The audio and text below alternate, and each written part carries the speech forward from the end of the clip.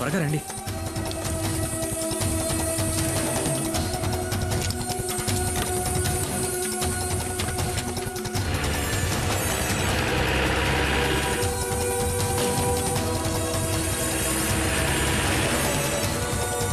త్వరగా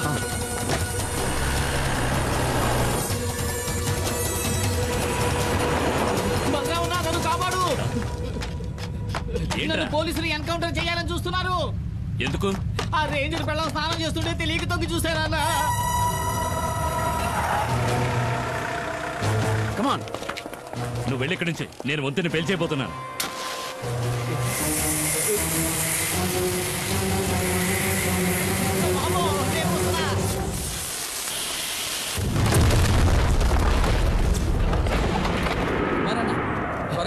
బండి కూడా రెడీగా ఉంచారు.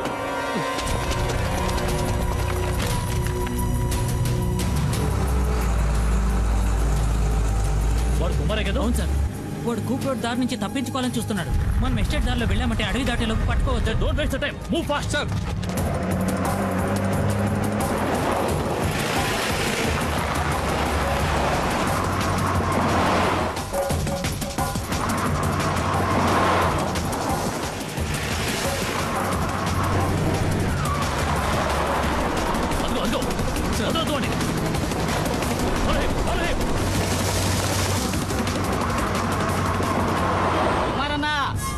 వేగంగా వెళ్ళండి. నేను చెప్పే వరకు బండి ఆపొద్దు.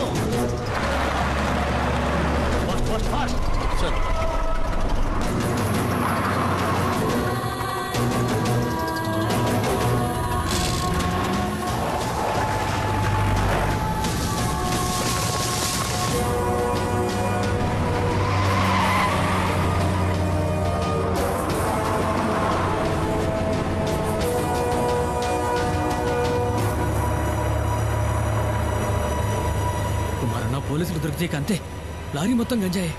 ఎలాగైనా సరే ఈ అడవి దాటుకుని మా ఏరియాలోకి ప్రవేశిస్తే ఏ రిస్కు ఉండదు. అక్కడ నిన్ను ఎవరూ ఏం చేయలేరు. నన్ను నమ్ము.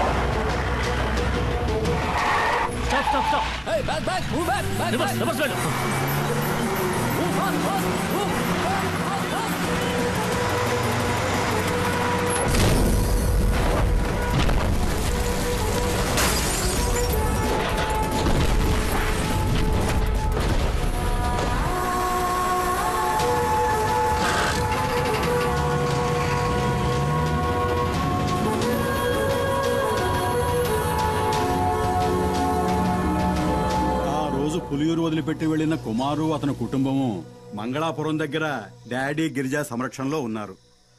ఇక్కడున్న కేసును మాఫీ చేయిస్తానని చెప్పి ఆ డాడీ గిరిజా కుమార్కి మాటిచ్చాడు. బాధపడొద్దు, అతను తప్పకుండా తిరిగి వస్తాడు. నీ గురించి నేను చెప్తాను, తప్పకుండా సహాయం చేస్తాడు. బాబు, అడగటం మరిచాను, ఆ కుమారుతో ఎవరొచ్చారని చెప్పాలి?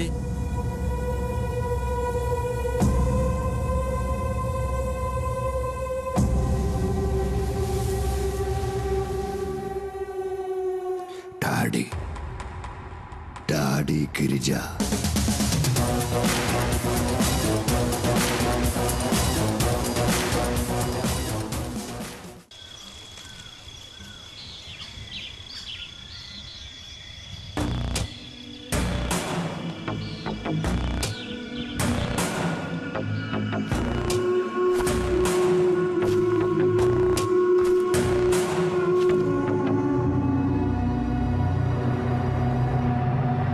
మనం ఎంత దూరం వచ్చాం, ఒక్క పోలీసుడు కూడా మనల్ని అడ్డుకోలేదు. చూసారా, గంజాయాకును పొడిగా చేసి లారీలో ఎక్కించినప్పుడు ఏదో అనుకున్నాను మీ గురించి. ఇప్పుడు కదా అర్థమైంది, దేహ బలమే కాదు మీకు బుద్ధి బలం కూడా ఎక్కువని. పరిగెట్టిని బాగా లాక్కట్టారు కదా, రోడ్లో గడ్డెక్కడా జారుదుగా. ఇలాగే తీసుకువెళ్ళి పశువులకు మేతగా వేయకుండా ఉంటే చాలు.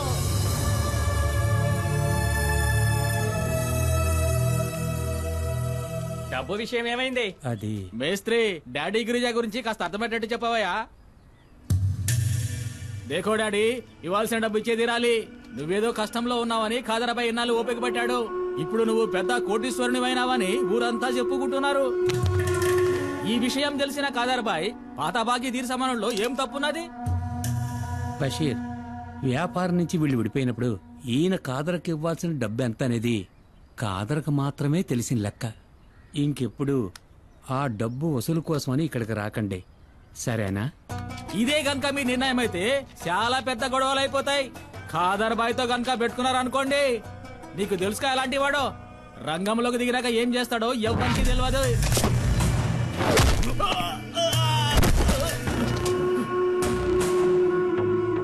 నేను మంగళాపురాన్ని ఏలేసి వచ్చిన తర్వాతేరా ఆ ఖాదర్బాయ్ గాడు అడుగు పెట్టాడు, పెద్దోడయ్యాడు. ఇల్లు అడిగి చెప్పు, ఆడికి దమ్ముంటే నా ఎదురుగా నిలబడి డబ్బులు అడగమను. బషీర్, ఏంటలా చూస్తావు, వెళ్ళు.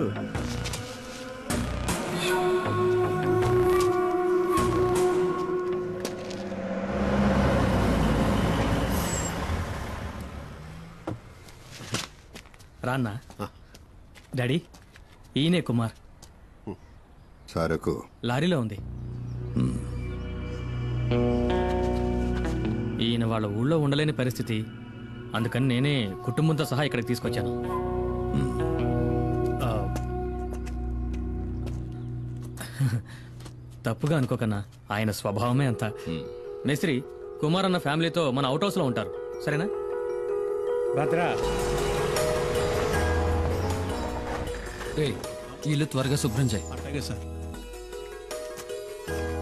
అన్నా, ఇదే మీరు ఉండబోయే కొత్త ఇల్లు. ఇదా? ఈ ఇల్లా? ఇది మాకు సరిపడదు. మాలాంటి వాళ్ళు ఉండడానికి ఏదైనా చిన్నిల్లు ఉంటే చూడు. అది సరే, ఇంకేదో అనుకున్నాను. 2 రోజులుంటే అంతా అలవాటు అయిపోతుందన్నా. తర్వాత దీన్ని వదిలిపెట్టి వెళ్ళలేరు. నువ్వు ఇంకా బతికే ఉన్నావా?